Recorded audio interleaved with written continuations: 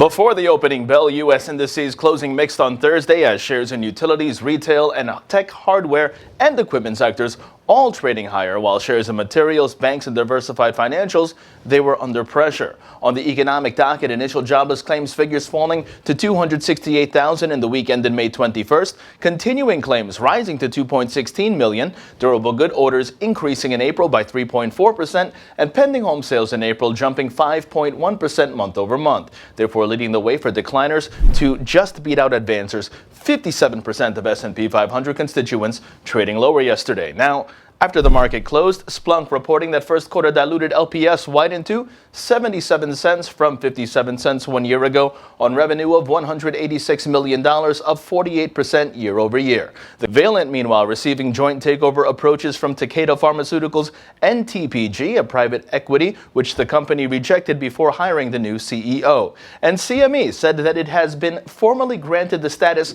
of recognized clearinghouse by the Monetary Authority of Singapore. Now, keeping overseas, Asian markets positive today to close out the week. The Nikkei up 0.37%, the Hang Seng up 0.88%, and South Korea's Kospi up 0.62%. European markets, they are rebounding, and U.S. futures calling for a positive open. In terms of expectations today, there are no major earnings, but on the economic docket, 8:30 in the morning, first quarter secondary GDP annualized due out, as well as the GDP price index. And at 10 o'clock this morning, we have the final University of Michigan current conditions index. Now, turning over to the markets, Trading Central says the SP 500 sees a bullish bias above 2,079. The relative strength index mixed to bullish with the 50-period moving average in support.